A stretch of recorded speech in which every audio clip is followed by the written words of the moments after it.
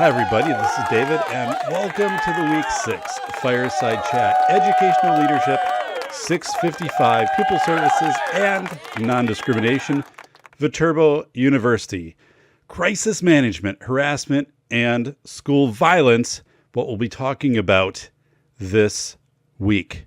So, litigation is becoming common in schools. It's nothing necessarily to be afraid of, but to be aware of.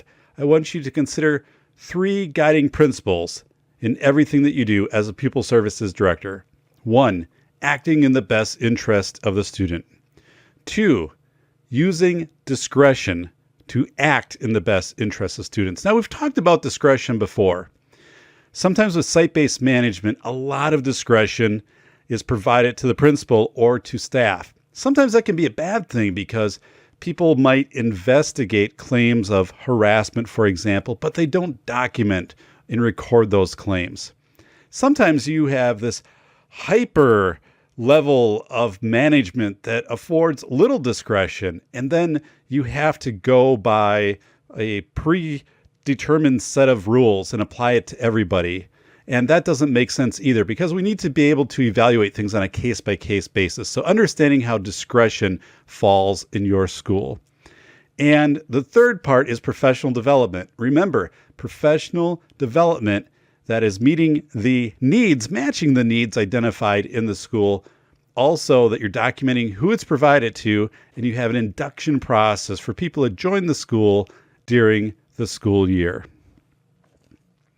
The courts have held that students are legally considered a third party, and schools are not responsible for the action of third parties unless a reasonable and prudent person should have known of the act, and if so, failed to appropriately act. Actually, that's where I come in a lot as an expert witness, examining someone's job description, for example, and making an opinion or opining as an expert witness whether that person met the standard of care. For example, if it's a school counselor and they had a claim of a student who was threatening harm to self or harm to others, that they would have investigated that to the standard of a typical school counselor with the same level of training, same level of awareness of the role. And so I want you to keep an eye on this, though, because something very unusual is happening right now. Schools are being marketed active shooter or school shooter insurance. To me, I don't believe in that. School liability policies typically cover all of that anyway. What does this really mean? I addressed this in my fall superintendent class, but what is active shooter insurance? For example, if one of your students were to carry out violence in a school, it kind of falls under this third party. But those are things which are becoming marketable to schools, and some schools are buying that insurance. So that might come to you as the student services director, because often the student services director is put in charge of safety in districts. So just something to be aware of. Explicitly explain the student code of conduct. Okay. Explicitly, meaning that your counselors, for example, at the beginning of the year and periodically through the year, go over parts of the handbook with students, and that you have the opportunity to ask questions. Do you understand what this means, or describe this back to me, or do this in small focus groups, so you can identify that this isn't just a passive process. Some of you wrote about that in your post and would put down, here's district policy on whatever, and it's also in the student code of conduct. Well, yes, but that's passive. And does it meet the letter of the law?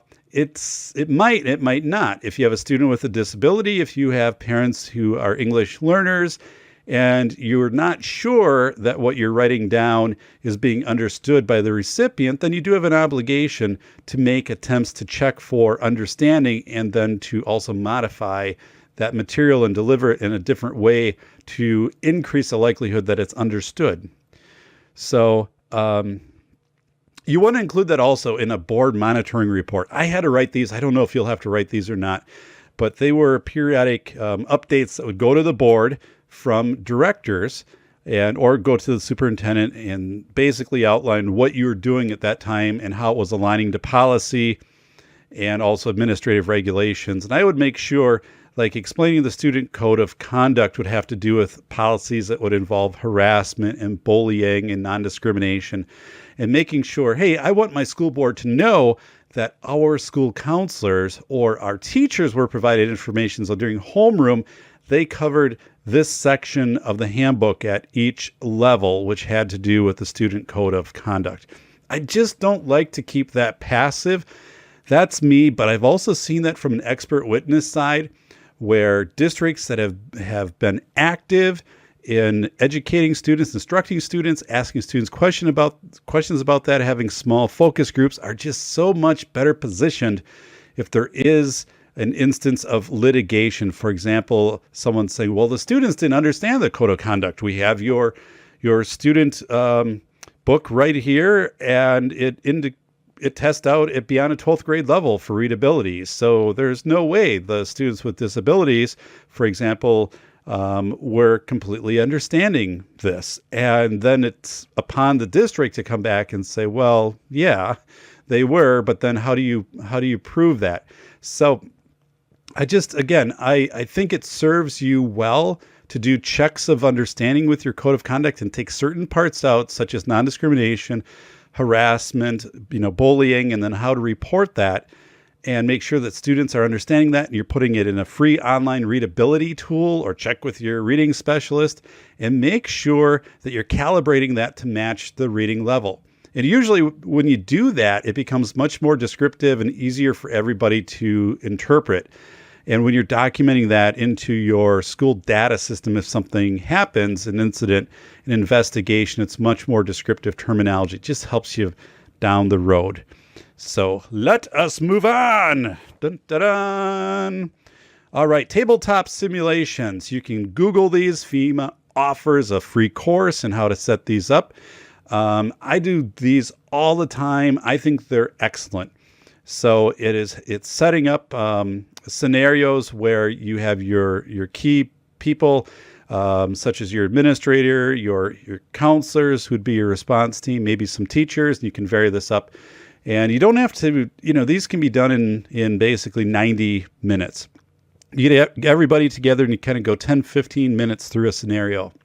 Let's say the scenario could be like a bomb threat at your high school, or it could be, that a bus, has turned over and some students are injured and are being transported to a hospital or something like that. There are numerous scenarios that you can play out in. And then you talk about, how would we respond if this was happening? So somebody leads it in a tabletop. So this is what I do when I go to districts, when I'm brought in as a consultant, is I will lead people through tabletops. They don't know until the moment they come in of actually what the tabletop is. And then, for example, if I say today's tabletop is going to be a bomb threat at the high school, so then I will start people out, and somebody is recording every decision that's made, and we have a timeline. And okay, here's what happened. 2 students came to the office and they said that they found a note in the bathroom, and they're showing you the note, and it says, there is a bomb in the bathroom and it's going to detonate today or something like that. So then what do you do? Like, what is the next step as the building principal? And then you go through your whole sequence with that. And when you get done with a tabletop simulation, you're looking again at the process, not necessarily the outcomes. So I don't want to get too much into that because you can find so much on tabletop simulations. I think that this is a great way to have people practice making decisions, and also have people study process. We get too much into these hyper-realistic drills. And I write about this in my book. Check out Dan Frosch, Frosch of the Wall Street Journal. He has written articles and continues to write more articles about lawsuits, schools, medical facilities, businesses, so forth, where hyper-realistic drills have happened. People have incurred drill trauma. People have incurred physical harm because they've been pushed down as other people are going like toward doors or things like this. So I do not believe in hyper-realistic drills. And first of all, if you were to do this through Institutional Review Board, IRB, anyone who's done a dissertation or university research, you have to have it approved by an Institutional Review Board, meaning that you will understand the potential harm to subjects, and you'll also have a plan to mitigate that. These type of hyper-realistic drills going on in schools today, where people are storming in as if they're intruders and they're firing blank rounds and stuff like that, that would never pass IRB anywhere for research, anywhere. That's why there isn't research on it. It would not pass. Here's a question I'm going to ask you. If this is such a great idea also, why don't we do this for all of our drills? Why don't we have fire drills where we're pumping smoke into hallways and we're having, smoldering ash and things like that and obstructing hallways and turning off the lights and all of those types of things? No, we would never do that, right? What about tornadoes? What about turning on a barn fan and throwing rubber pellets into it so they're flung down the hallway at students? Because actually, if they were in a hallway and a tornado hit, that would be very similar to what that encounter would be like. But we don't do that, right? So why do we do this? Why do we find the need to do this for intruder drills? Well, it's really for public. It's for public consumption, that the public sees this, and it is to satisfy the public, satisfy some school boards. I don't think it's a good idea. You need to be aware of this, though.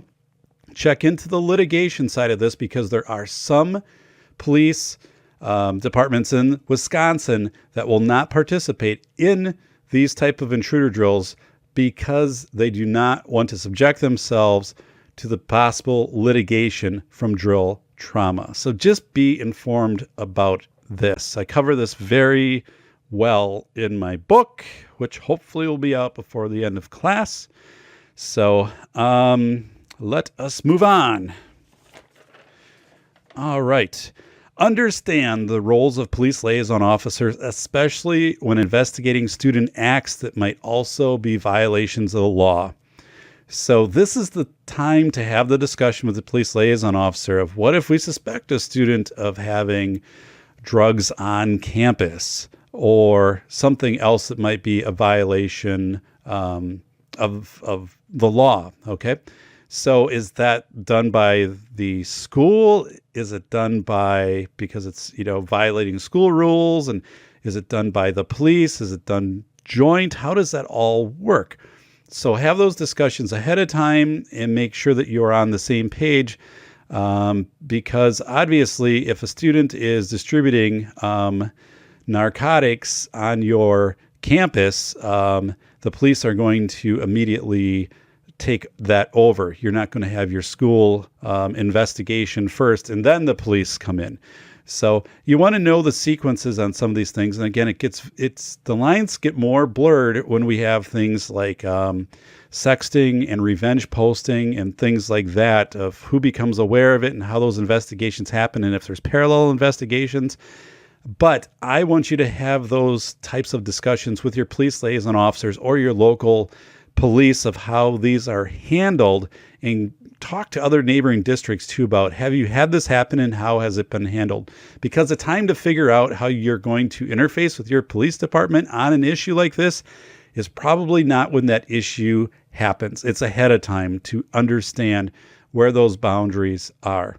I've also seen this, again, in expert witness work, where this has been confusing, and then you also have people giving multiple statements, and you can have some violation of rights and things like that. So just understand this with your local law enforcement. And this might be something too that you consult with your legal counsel on ahead of time, to delineate what is a school investigation and what is a police investigation for things that are probably going to be more common, such as controlled substance, such as if it is sexting or if it is revenge posting. Remember that peers, community helpers, etc. cannot be expected to contribute at the same level of competence as professionals, and do not entrust said responsibility to them. That means when you have your school volunteers and they are coming in, so a second grade student can read a story to them, they can practice the reading. That's great. Okay, that is terrific. But I've also seen districts who have then taken that volunteer and have had that volunteer teach a reading lesson to that student or to students. Now you've just put somebody in the role of teaching that does not have a license. So it becomes an issue of supplanting job duty of the teacher. You're putting someone that it is not qualified to do that role. So just understanding, and this, it's an easy bridge to kind of cross because you just have somebody who's very reliable and they're coming in and it's like, well, could you also do this? But if that request that you have is something that a qualified staff member would be doing, then no, you're not going to have your volunteer do that. Or you're not going to have your volunteer be a part of your nonviolent crisis team or something like that. But again, I've seen these types of things happen in some districts. So just be aware of that, what your expectations and what your roles are for your community helpers. And of course, making sure that they have a background check. That's probably common sense right now. I doubt you have anybody working in your school as a helper that has not had a background check. All right. Forcing staff to watch videos on a particular buzz topic are generally useless. So again, a tendency, we talked about the laundry pod challenge last year. There was a district which wanted staff to, sent out an email and said, watch this video about how to talk to students about the pod challenge and all of that. And the video was like 45 minutes long and had, interviews with psychologists and things like that. I'm like, no one's ever going to watch that. Like, that is too long. And again, remember what our awareness and items and what are pervasive items. And also, any type of videos you're putting together for staff, I think videos are great for professional development. Like if I want to have staff understand what an anaphylactic reaction might look like in a student, or what a student might, look like if they are entering into a diabetic coma, for example, if I want to give some context to that, I will probably try to find a video. I mean, this would be like with nursing, for example, if you had a student and you wanted to show this, maybe a 3-minute video on YouTube, that you looked at and you had a context then where you could actually have an in-service with staff and you could show that. That would be very helpful. So it's short, it's to the point.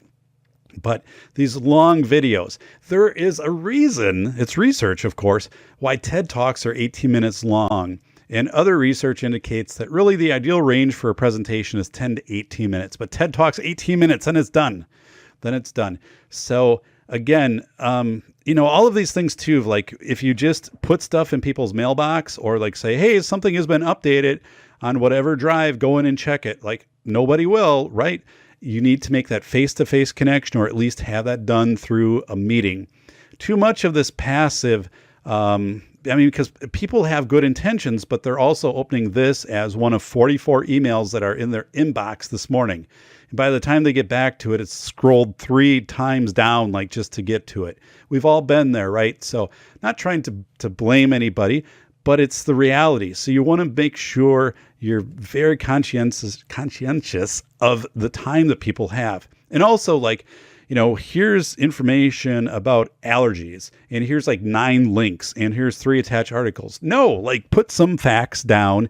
And if there's maybe like one short article or something like that, or one link, like that's what you do. You just don't inundate people with things because that really isn't professional development either. Let us go to my notes. So, you will be completing the FEMA Multi-hazard course. So that is the one course. Okay, the multi-hazard course for schools. It's free. You go into FEMA and it's you're going to become aware of instant command structure. As you go through that, I just want you to think about your pupil services director, what this means for you in the responsibility for students who might be English learners, students with disabilities. So let's say that you have different perimeters. Now you have to evacuate to a site. How do you evacuate with medications? Students that might require fidgets or other special supports, medical needs, all of these types of things. how do you handle these? Or even if it's a stay put, what do you do if it's a stay put, maybe because of a power outage, a severe storm, a chemical spill near the school, manufacturing or something? How do you get through if instead of the school day ending at 3, it's still, students are still there at 11 at night because it's not safe yet to be out. So just those types of things that you think about. And these make very good, tabletop exercises. These make very good tabletop exercises. Now, with this said, this will give you an awareness. A multi-hazard course gives you an awareness. But again, you don't need to put like a plan together for like all of these different contingencies, because you will handle those in the moment. Systems will develop, but the multi-hazard is going to give you an idea of just kind of the scope of different things that you might encounter. And I want you again to view this course, to take this course through the perspective of someone who is overseeing the care of students with special needs. So back in 2013, after Sandy Hook, I did a presentation on public television, school security crisis prep, and it was empirically based. I developed it after the Sandy Hook shooting, worked with Wisconsin Public Television, then it aired across the nation 8 times, and also in Canada, still airs to this date.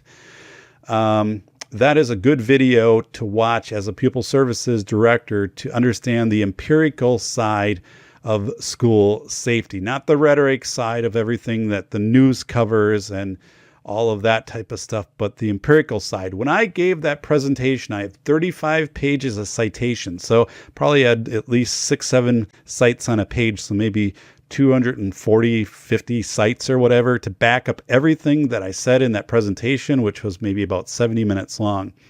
It was rated extremely highly on Wisconsin Public Television. I was contacted from people all over the world. I still get contacted to this day. A lot of expert legal work that I do kind of stems back to that, is establishing me as a national expert on school safety. But as you go through that, I want you to also be aware that right now, a lot of what was presented, even though that was 2013, still very relevant today. Okay, there's an article that I linked out. Schools aren't preparing students with disabilities for active shooter scenarios. And I'm going to change that a little bit, because I think schools aren't preparing students with disabilities for most school safety scenarios. They're not providing the same level of school safety instruction as they are for students without disabilities. You might say, my district's not doing that. Well, okay, then that's great. But I want you to be aware of this, because this can change. The overall trend is toward exempting students with disabilities or limiting their access to safety instruction. And this is usually done what is perceived to be in the best interest of the student. Like, we aren't going to make the student go through this fire drill or this intruder drill because we don't want them to become upset or violent or emotional, whatever it is. So we're looking out for their best interests. Well, you kind of are in a way, but the other part is these are skills that the student needs to learn. What if, again, they're at home or after they graduate and they encounter some kind of safety situation, they need to know how to respond to that. Here's one thing I never see. In every district I go to and every district I consult with, I always bring this up. The IP is a great tool to include objectives for students with disabilities to recognize safety concerns, how to respond to those concerns, and also how to utilize a threat reporting system. It's perfect for students who are age 14 and older as part of their transition plan. For example, if a student might have autism, if a student has some type of intellectual disability, that these are skills that they are learning. These are very valuable life skills. And again, it could be something like just, what if they are caught in a power outage? Like, what would you do in that type of scenario, from that to a fire, to a tornado, to other things? And then how to report threat. Like, if you feel that you are someone is potentially going to bring harm to you, or if you're concerned about yourself, having bad thoughts, like how do you respond to that? How do you communicate that? I think those are excellent goals. I'm actually working with a company to write a guide for an entire state on how to incorporate goals and objectives regarding safety into IEPs. So, but I want you to be aware of it, because if you did an audit right now of your IEPs, probably none of them have goals like this, but you can probably think of some students where this would be appropriate, that they should know how to recognize safety concerns, that they should know how to get help for lifelong skills. Okay, sexual harassment investigation letters. I provide some examples. Your board policy will delineate that out, plus timelines on that, who does the investigation, also the appeal process, administrative regulations might detail that out more. So typically you have things called board policies, right? Everybody has board policies. Then you have administrative regulations, which have a little more flexibility. Then you have building procedures, and then those have more flexibility. So that's kind of the hierarchy. Sometimes people get real specific in policy, and I don't think that's a good plan. Like here are one district, again, I served as an expert witness, and they had all of their response to a threat of suicide by a student or staff member delineated in a board policy, but it was extremely lengthy, and some pieces had changed in how the schools have been structured since this policy had been updated. And actually, I had brought that out, that the policy didn't have horizontal or vertical alignment anymore to what was happening. And it was very devastating to that district. I only represent the plaintiffs, remember, and the districts are the defendants. So, but make sure that you're aware, because again, this is probably something you're going to be involved in as a pupil services director. Make sure that you take the time to do the proper documentation and that you have a record of the documentation. I included DeForest's 5-year Pupil Services Nondiscrimination Report. It is due every 5 years to the DPI. If you're not sure when yours is due, you can check with the DPI. They'll let you know. And it should be posted on your district website, and then it's also submitted to the DPI. There's kind of a loose format for how to do that, which I actually liked. You can go and Google and type in 5-year Pupil Services Non-Discrimination Report plus Wisconsin plus school, and I'm sure you'll have a number that will come up of samples to look at. So you can have qualitative plus quantitative. Qualitative would be like interviewing, here's what students had told us, here's what staff had told us. Quantitative going to be your numbers, how many students are participating in sports, and then also by ethnicity, by gender, by special education, by whatever, and how many students are receiving scholarships and things like that. So it's pretty laid out. Like once you get that, but you can bring, I think, a real life to this through the qualitative process. So remember, I have the Alexandria, Virginia document from last week. That's where you can help to inform your 5-year Pupil Services Non-Discrimination Report. I actually always enjoyed doing this report because you got to talk with a lot of people, like your athletic director, for example. So something to note is make sure that you are documenting the number of cut criteria, extracurricular activities at all levels. So whether that be even elementary, like if you have an elementary, a 5th grade basketball team or whatever, middle school and high school, anything that is cut, like we only have 10 players, and if 18 come out for the team, we can only have 10. Or if it's choir or whatever it is, just make sure you document what are your cut. And then the other part is that you want to make sure that you document that you have a criteria set for how you're training people on determining who makes the cut. And then the other part, so you have, here are our cut activities and here are activities open to everybody. You want to make sure that's balanced, and hopefully maybe the open to all activities surpasses the cut activities. You can run into some big issues if your cut criteria activities outnumber your open to all activities. So this would be inequity. And you would definitely want to address that in your 5-year discrimination report. So you know what? We have more cut criteria activities than activities that are open to all students. And those could be clubs and things like that, Lego club, robotics club, whatever. And we want to make sure that we have opportunities for all of our students to participate. So we don't have a cap on, whatever club this is. There can be 25 students or something like that. Of course, you have to work out internally, like how you do that with advisors and things like that. But so losing my voice a little bit. So Make sure that you document that, because that is something that seems to come back with districts more today than it ever did. Somebody doesn't make a football team, or somebody doesn't make a choir team, a middle school choir team, and a parent comes back and they complain to the school and they say, there aren't any other opportunities for my child to participate. And then the school, if they're able to show that they do have opportunities for students to participate in things that are not cut criteria activities, it definitely strengthens the position of the school. It's appropriate to do for equity. So I submitted an article here, posted it, grading students in inclusive setting. That's going to help you with the debate about pass fail for students. Also the debate of how to grade students.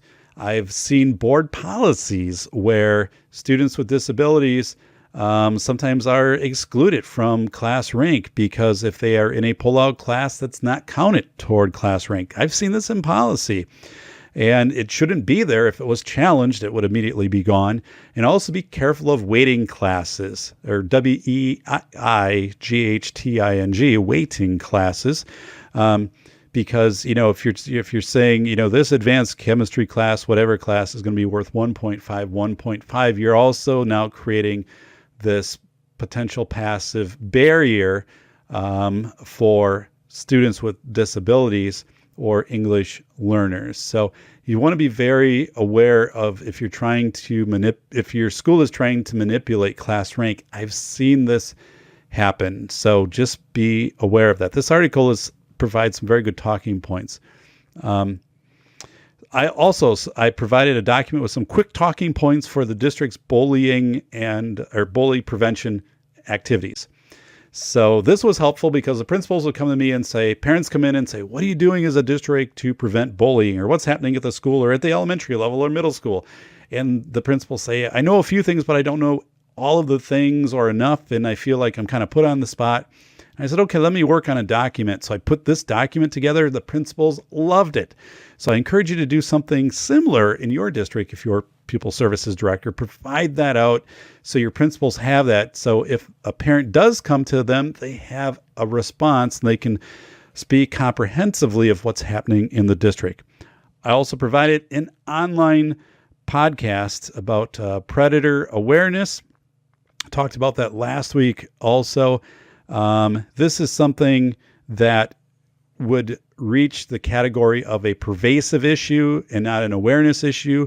This is definitely something that you want to make sure it is part of your ongoing professional development in your school district. So this is an outstanding podcast that I worked on with Hector Solis. So please check that out. This is, again, an area growing mostly West Coast is what I'm seeing, kind of working its way into the southern United States as far as like districts addressing this. I haven't seen it so much in the Midwest, but it will be here. And we know definitely that grooming is very rampant and human trafficking all throughout the United States and Wisconsin. Youth suicide. I have an article from Edgar, which is a small community next to a community where I grew up. And there was a high school student who had taken his life through a completed suicide. Just look at the article from the perspectives of the family, the community, and then also the district. Not, again, to assign a blame on any of that, but just to understand the perspectives that different people are going to take. And then as a district, how you would interface with that. I saw this in another school district where a parent group kind of started, and they started their own parallel advocacy group about suicide awareness and wanted to come into schools. And actually the schools were doing, I thought, a very thorough job of this. So you kind of had these two competing groups, and one in the community group was kind of pointing out, we're doing this because the district wasn't. And the district actually was, but the district wasn't articulating that out very well. So just, again, be aware, especially in small communities, that you need to give, this is where if you are very overt in saying this is what we do for our harm to self, harm to other reporting. Again, you're not talking specifically here, but we with all of our staff, with all of our students, our intra year and things like that. Just some of those types of things I think are very helpful to a community to bring awareness when something like this happens versus silence. Again, not saying that happened here, but again, put yourself in the situation of a student services director, how you might respond to your staff, how you might respond to your community. I have a scope and sequence document, K through 12. That document is phenomenal. You should look at that, possibly incorporate that into your own district. I highly recommend it. I actually showed that to a national nonprofit organization, and they were blown away by it. They're like, we need to use this. I think it was the National School Psychology Group or whatever. But to me, that document makes sure that I don't have holes in my harassment education at certain levels, or if it's character, education, suicide prevention, you could do even allergy. I mean, there's so many different areas you could cover on that are pupil services that you could populate out. Mental health, education, awareness. So if you use that scope and sequence, here's what we do at kindergarten, first grade, second, third, fourth, fifth, activities that we do in the district to support these headings or these constructs, right? We talked about that, these constructs. That document is very visual, and I would get together with my counselors, my student services team, psychologists, principals, at least twice a year, and I would hand the document out and I would say, cross off what's not happening anymore and if there's anything new that's happening. And then I would update the document. So it was all, I would put it in the corner, like, here's another thing, like timestamp this, like update it January 12th, 2019. So I always knew like the version I had. But that was extremely helpful to make sure that we didn't have this big hole between, oh my goodness, between 7th grade and 9th grade, we're not really doing much for mental health. We need to do more. We should have something at every level. So think about that scope and sequence document. I am going to move us on toward the home stretch here. I also included a legal question and answer document. Now, note, that is not current. Don't take anything off of that as advice.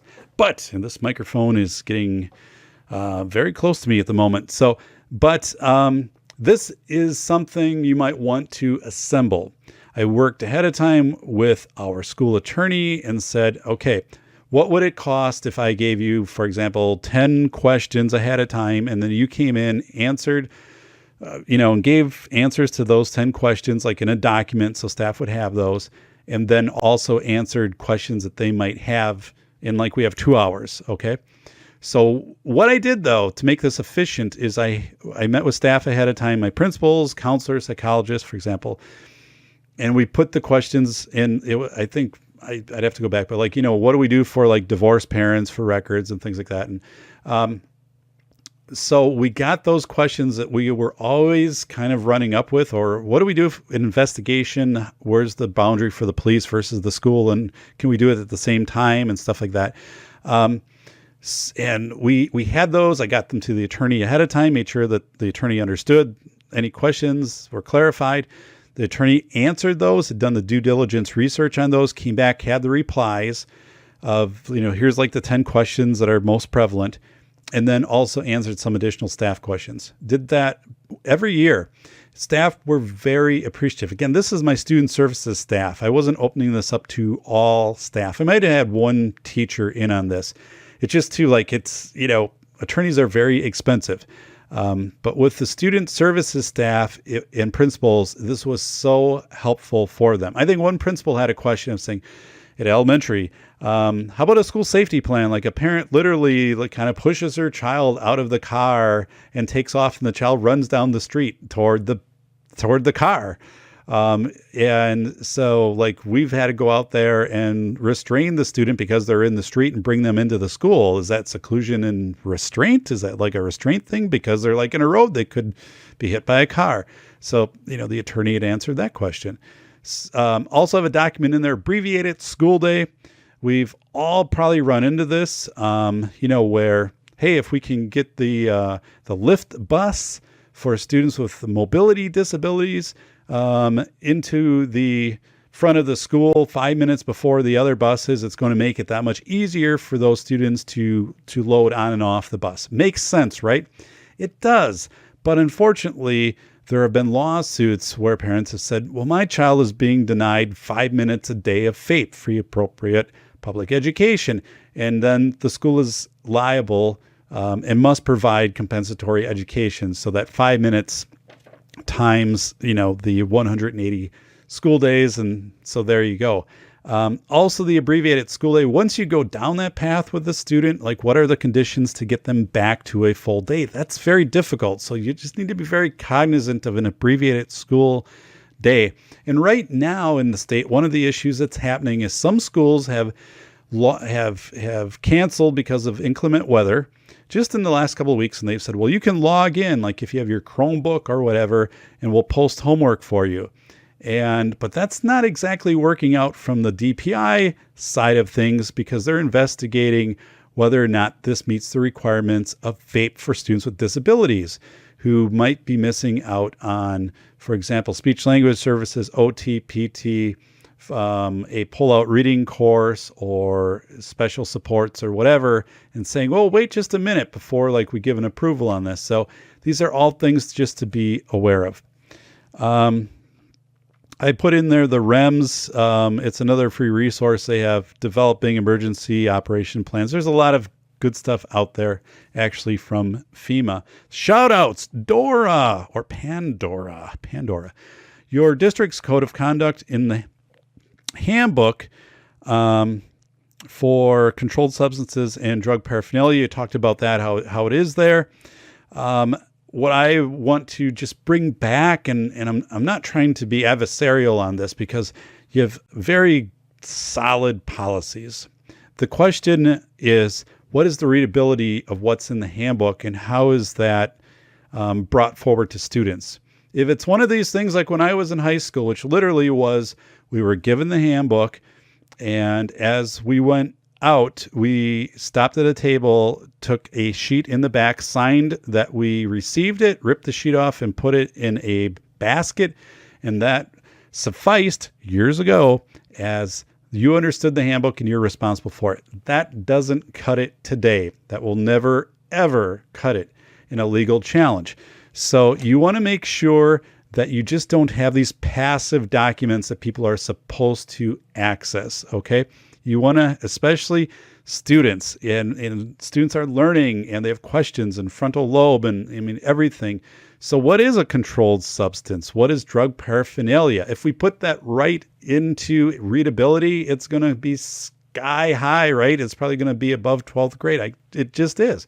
So we want to be descriptive. And that's also where a school police liaison, counselors, but different ways to present that to students and check for understanding. Not that every student you have to check for understanding, but at least you're doing some focus groups with this and that you are covering this where students have an opportunity to ask questions about some of these key things. Because again, what if a student is bringing in a prescription medication that they're not aware that it falls under controlled substance. They're not aware of something that is drug paraphernalia or, so you get into this where it's like, I wasn't aware. And it's like, well, you should have been aware because it's in the handbook. So just consider that as I see it, and I'm recommending this to you, understand what's passive. And if you are comfortable with passive and your legal counsel is, okay.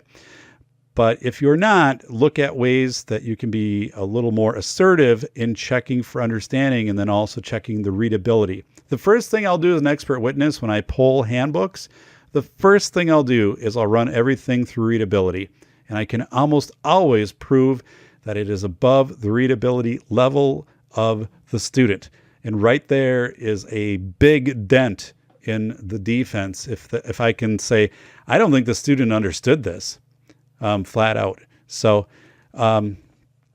Matt, you talked about PLCs. PLC is awesome if you don't have a professional learning community. Look to make that part of your school fabric, include regular education, special education, and also the specialist, OT, PT, reading specialist as possible.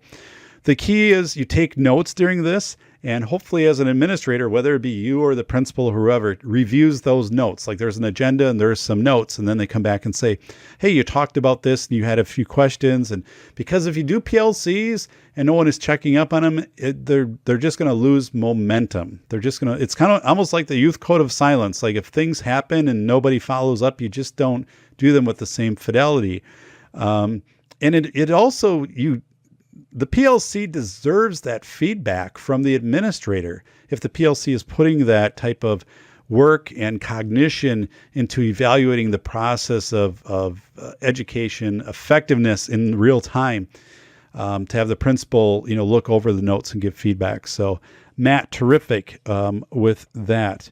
So Sarah, you wrote about how your district was offering professional development specific to changing diversity in the community of learners, but unfortunately nobody attended it. There were no takers. So at some point this becomes a non-negotiable. People just have to attend. There is no choice.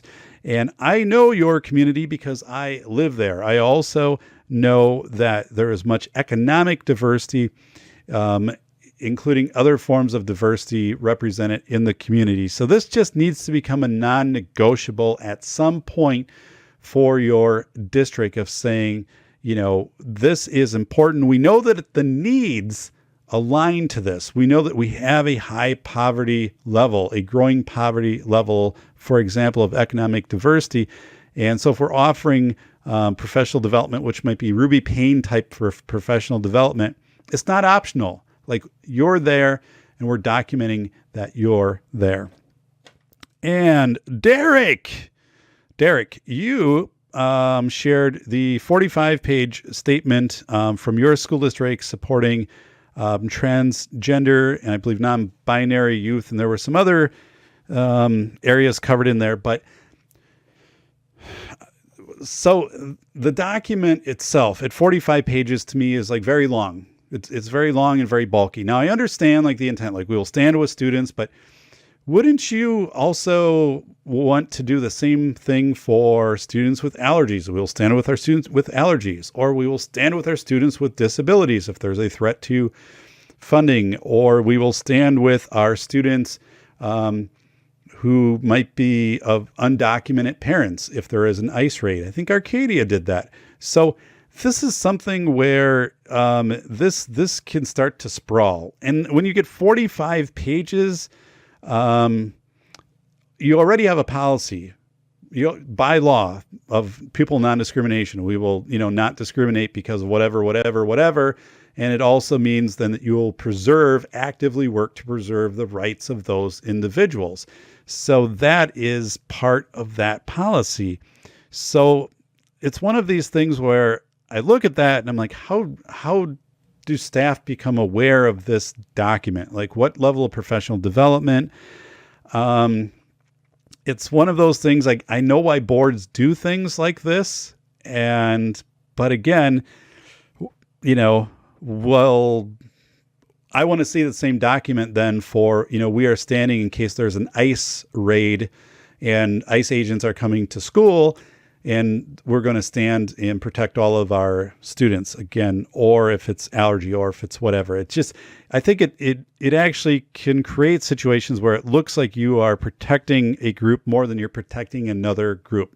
And again, I have not seen, and I have the superintendent class in fall and I do consulting all over. I haven't seen this as an issue. I have not seen this as an issue.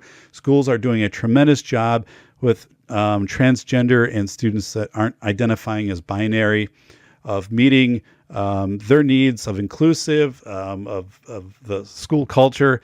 Granted, like could things, more education? Yes. I mean, but there could be more of that for just diversity in general. But I think schools are doing a very good job with this. So it's almost like, as I read that, like, they're anticipating someone is going to come in. And whether that be like a federal legislative protection that is taken back, but then, the state's not going to change anything with this. So it's one of those things. If I was asked to do as a director, I'd be like, let's just really think about this, my time and the resources, and then are we also creating a situation where we do this, but then what about, again, our students who might be here from undocumented parents and whatever, it does almost seem, I mean, I see the benefits of it, but it almost seems a little bit exclusionary too. So, and I want to say that without offending your district, because I mean, this definitely is well-intentioned and all of that. But again, to bring in awareness to you as a director of, if these are the types of things you put your time into, you already have a policy that addresses this very clearly. So this could be something that would have been a statement, maybe like in one page that came out as a response to something that was done at a national level or U.S. Department of Ed level, with a dear colleague letter, like that the district is going to still choose to act in this level of discretion and best interest of the student. I get it. That's like a page though. It's not 45 pages. So, by the way, 45 pages, like I'm grading your allergy assignments, like the 24-page assignments, those are too long, too long. So I'm not taking off points for that. But when we get to the final paper for the class, like you need to stick with the parameters of what the length is for that paper. And that's because you need to be concise as a pupil services director. More is not better. You have to do the law of subtraction. When I submitted my book, it was 75,000 words. For my final cut, I had to get it down to 59,000. And it was much better at 59,000 than it was at 75,000 when I took things out. It is the law of subtraction. You need to be concise because that's what people have time for. And it, again, is the whole TED Talk, 18 minutes and less. It doesn't mean you're giving lesser of a product to me at all. It means you're giving me a highly refined, highly thought out project. And also, like, do not attach like board policies and all of this stuff. I've seen probably every board policy that exists. You can reference, we have a board policy that corresponds to this. Now, again, this will have no effect on me grading your learning team papers. That'll be fine. I'll go through that next time. I need to maybe be more explicit on that. But when you get to your Pupil Services Nondiscrimination paper, if you're starting to work ahead on that, keep it to the limit. So, all right, everybody, week 6 in the books. Week 7 will be our final Fireside chat. Week 7 will be the final one. And then after that, you'll have your research module. I will not be doing a Fireside chat during the research module, just during week 7. Then you'll hit kind of this big stretch where you're going to have time to work on your final paper and get that wrapped up. So the class will kind of slow down quite a bit for you, but that's really the time you should be out talking to people, gathering information, maybe doing some focus groups, things like that to inform your final project for this course. All right, everybody, take care. Continue to drive safe. This has been an unreal winter, and I want all of you to take care. Thank you.